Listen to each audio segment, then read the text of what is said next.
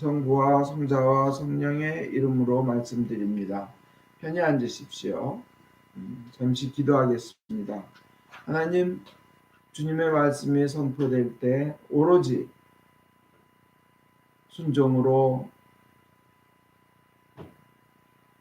주님께서 주시는 은혜를 누리게 하여 주시옵소서.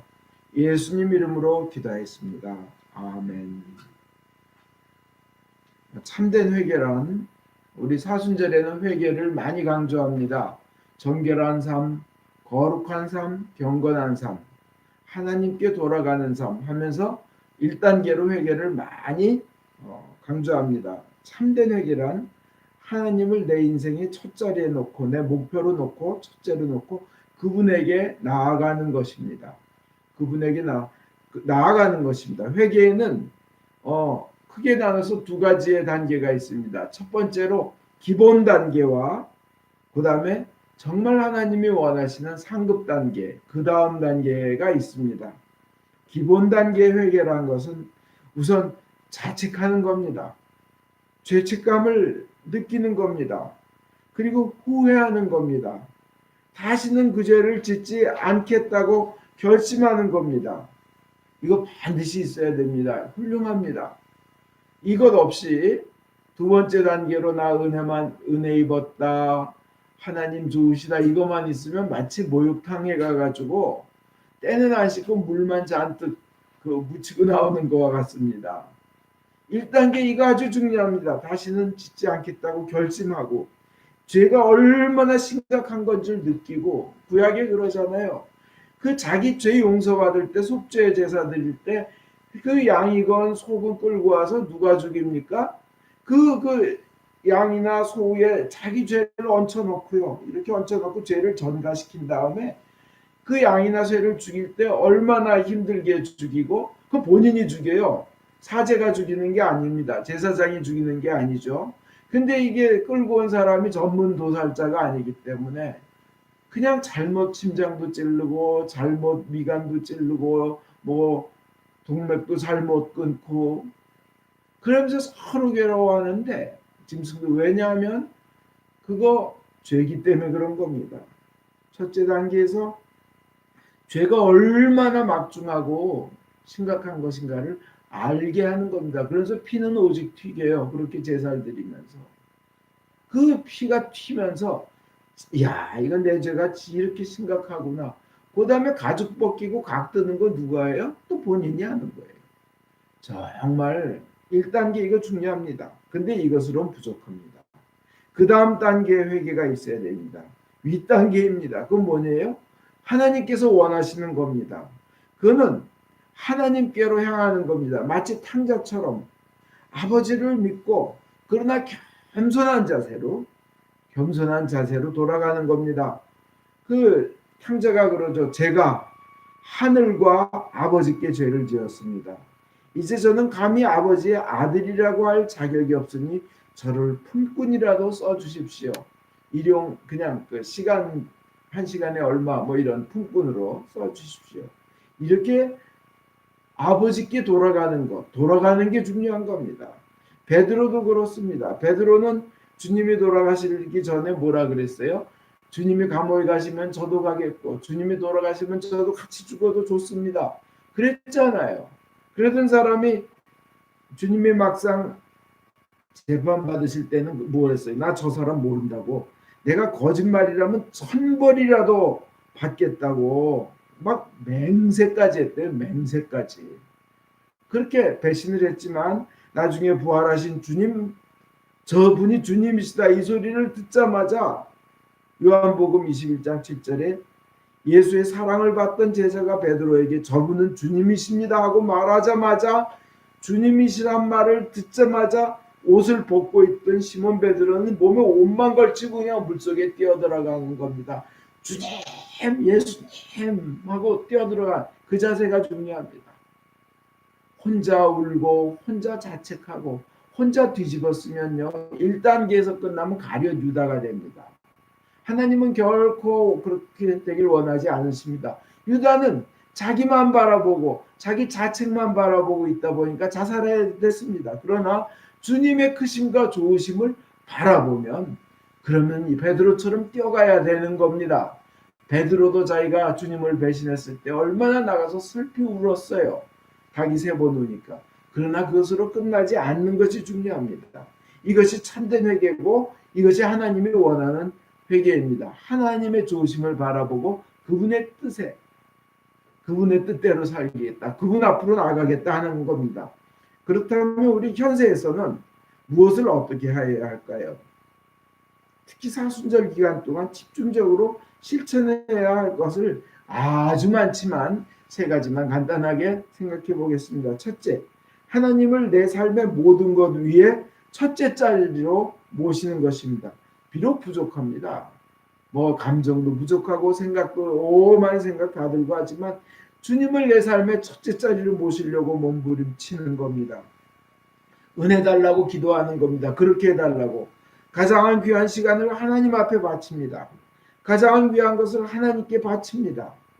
이사를 가도 신앙생활을 잘할 수 있는 곳에 집을 고르고 학교를 가도 신앙생활 잘할 수 있는 곳으로 가는 겁니다. 여러분 그 덴젤 워싱턴이라는 그 유명한 배우, 정말 잘생긴 배우, 저보다도 훨씬 잘생긴 배우가 계십니다. 드문 일인데요. 근데 그분이 항상 다니면서 대학교나 이런 데 졸업식 같은 데 가서 이 축사나 이런 걸 할 때 put God first라는 말을 많이 합니다. 본인이 대학 시절 너무 점수가 나빠서 대학을 관두고 군대나 갈까 고민하던 중에 하나님의 말씀을 받았습니다. 그래서 하나님을 삶의 모든 부분에 1순위로 놓고 살면서 몸부림쳤는데 그는 유명한 배우가 돼서 아카데미상, 골든글로브상 최고의 배우가 되었습니다. 그는 항상 늘 put God first, 하나님을 1순위로 놓자는 겁니다. 모든 것에 가장 귀하게 모시자는 겁니다. 두 번째로 이 사순절 동안 우리가 또 실천해야 될 것, 사순절로 끝나지 말고 영원토록 이어가야 됩니다. 그것이 정말 우리에게 좋은 것이기 때문에 그렇습니다. 첫 번째도 영원토록 이어가야 됩니다. 그게 우리에게 좋은 것입니다.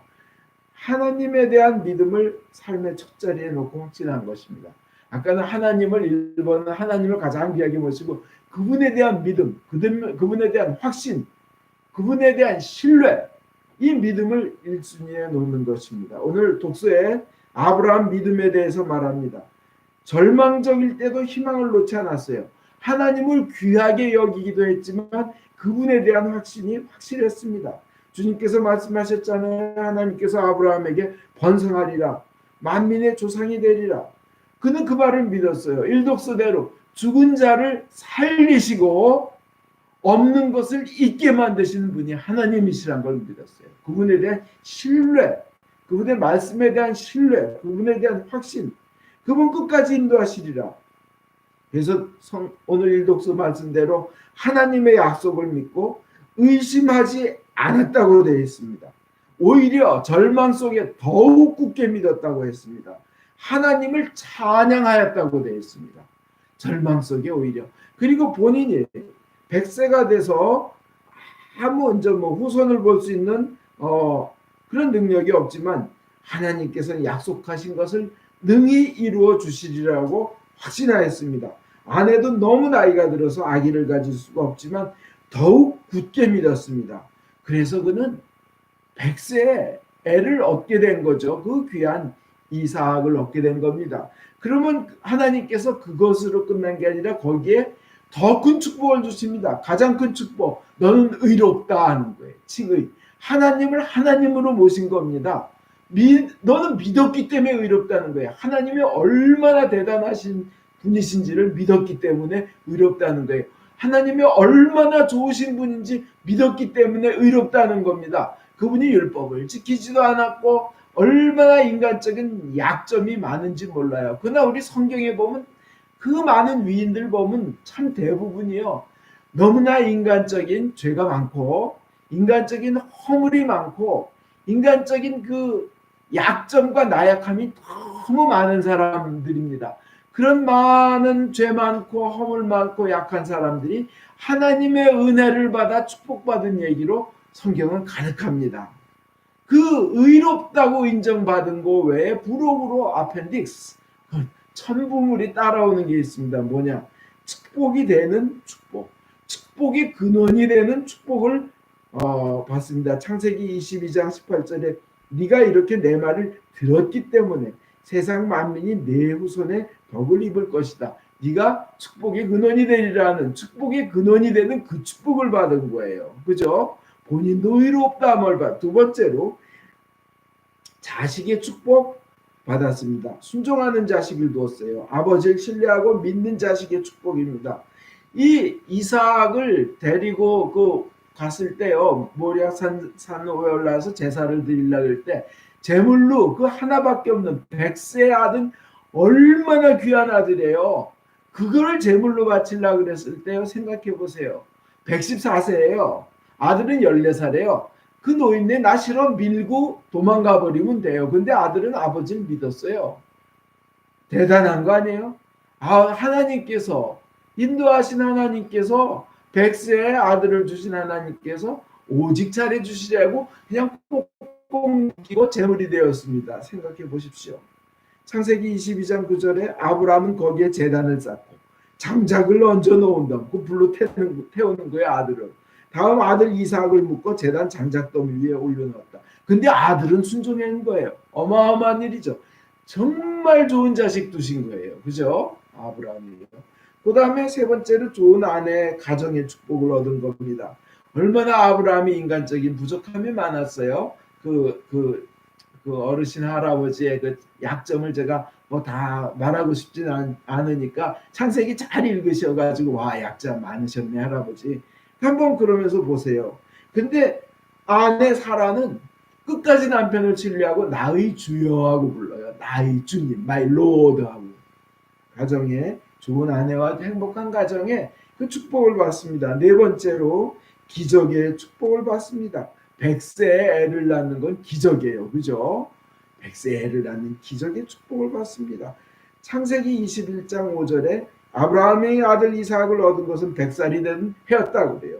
그 다음에 건강과 장수의 축복, 창세기 25장 7절에 아브라함 175년을 살았다고 돼 있고 24장 1절에 야훼께서는 매사에 아브라함에게 복을 내려 주셨다. 매사에 모든 일에 복을 내려 주셨다고 돼 있어요.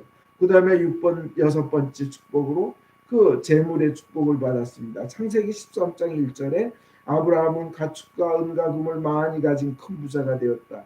6절에 그들이 진 재산이 너무 많아서 도저히 함께 살 수가 없었던 것이다. 이런 축복을 받았습니다. 그렇습니다. 하나님을 첫 번째로 귀하게 여기고 두 번째로 하나님에 대한 확신, 좋으신 하나님에 대한 확신을 가진 자가 누리는 복입니다. 사순절에 그 가지를 갖고 세 번째로 말씀드리겠습니다. 세 번째 뭐냐? 그러기 위해서 가장 기본 단계로 입에서 나오는 말을 축복으로, 성경의 축복으로 가득 채우라는 겁니다. 성경에서 약속하신 사랑과 선한 말로 채우라는 겁니다. 말은 입에서 나오는 순간 그 사람을 딱 그 방향으로 이끌어갑니다. 말은 뱉는 순간 그 사람의 육체와 육체 조직들이 그 방향으로 정렬을 하게 만듭니다. 말을 딱 하면 한 대로 영혼과 마음이 그대로 이렇게 순종하게 됩니다. 대표적인 예로 제가 뭐 20년 동안 10번 얘기한 것 같은데 세상에 핑크빛 코끼리는 없어. 코끼리가 핑크라는 말 하지 마. 핑크빛 코끼리가 어디 있어? 소천색, 철쭉, 진달래 그 핑크빛 그런 색깔의 코끼리가 어디 있어? 그렇게 말해 보십시오. 그런 다음에 코끼리 그럼 어떻게 생각돼요? 핑크빛 코끼리가 생각난단 말입니다. 이 말이 중요하다는 거예요. 쟤 죽이지 말아야지 그러면 죽이는 게 생각난다는 거예요. 자기가 늙어서 뭐 벽에 뭐 바르고 뭐 하고 이런 거 난 싫어 아무리 싫어해도 자꾸 말하면 그대로 자기 인생이 된다는 거예요. 하나님께서 신기하게도 인간에게는 말에는 신비한 능력을 주셨다는 거예요. 그래서 어떤 사람이 죽어서 하나님 인생에 너무 실패했습니다. 너 왜 실패했니? 저는 가난했고 능력이 없었고 부모를 잘못 만났고 그러니까 하나님께서 그러시더라는 거예요. 너에게 최고의 능력을 줬는데 넌 왜 그걸 이용하지 않았느냐? 그러니까 뭔데요? 그러니까 너에게 말이라는 능력을 줬다. 그 말로 축복을 하면 말대로 된다는 거예요. 성경의 창세기에 하나님께서 빛이 있으라 1장 3절이요. 창세기 1장. 그러니 빛이 생겼다. 동물, 식물, 생물이 생겨라 번성하라 하시니 그대로 되었는데 다 말로 하신 거예요. 그렇게 말씀하시니. 근데요, 그 말씀이라는 단어가 히브리어로 웨이오메르예요. 웨이오메르. 근데 아브라함이란 인간이 하나님께 말씀드릴 때 아브라함이 말씀드렸다 한도 웨이오메르예요. 그럼 뭐예요? 하나님의 말씀이나 인간의 말이나 창조의 능력과 신비의 능력이 있다는 거예요. 인간의 말에는. 그 마음에 두시기 바랍니다. 그래서 이사야서 57장 19절에 입술에 열매를 짓는 나 여호와 이렇게 됐어요. 너희들이 입술에 나온 대로 해준다는 거예요. 잠언 18장 20절에 사람은 입에서 나오는 열매로 하여 배가 부르게 되나니 곧 그 입술에서 나는 것으로 만족하게 되느니라. 죽고 사는 것이 혀의 권세에 달려있다.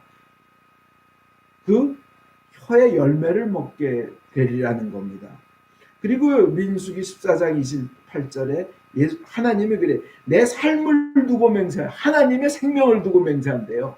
하나님의 삶을 두고 맹세하노라 뭐에 내 귀에 들린 대로 너에게 해주겠다. 네 입에서 나온 대로 해주겠다는 거예요. 그러니까 우리는 행복할 길이 있는 거예요. 하나님 기쁘신 말만 하면 되는 거예요. 그러면 5년 후 10년 후 우리의 삶이 하나님 앞에서 그렇게 된다는 겁니다. 과거에 잘못한 거 회개 기도하면 그 잘못한 말 때문에 내 삶을 칭칭 올가매고 있던 가지 줄기들이 끊어집니다. 회개하고 주님 다시는 안 하겠습니다. 축복에만 하겠습니다. 그럼 그것들 다 끊어져요. 다윗 보세요. 그냥 그 골리앗하고 싸우기 전에 사자와 곰의 발톱으로부터 사자와 곰으로부터 나를 지켜주신 야훼께서 이번에도 저 소인을 살려주실 것입니다. 저 골리앗 블레셋 놈한테서도. 그뿐 아니에요. 다윗 뭐라 그랬어? 입에 그냥 나는 만군의 야훼 이름을 믿고 나왔다. 이스라엘 군대 하나님의 이름을 믿고 나왔다. 야훼께서 너를 내 손아귀에 넣어 주셨다. 이놈을 쳐서 목을 떨어뜨리겠다.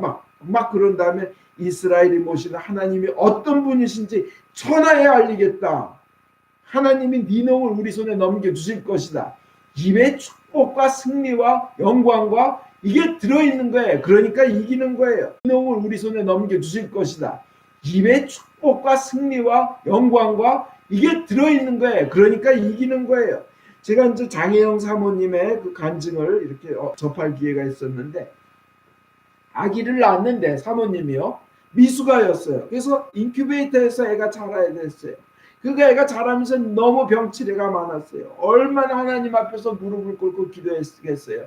엄마들의 마음은 다 똑같아요. 간절해요. 자식이 잘 컸으면 건강했으면. 그래서 이 책 저 책 육아 책을 이것저것 많이 보았지만 결론은 하나예요. 하나님의 말씀대로 가르치는 것보다 더 좋은 건 없다. 그래서 다른 거는 다 뒤로 저기하고 1순위로 성경 말씀대로 가르치자.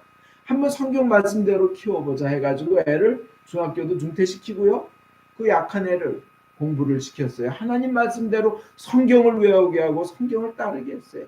그랬더니 얘가 15살에 연세대 법대를 들어갔어요. 최연소 합격이에요. 21살에 사법고시를 패스했어요. 최연소 사법고시 합격이에요.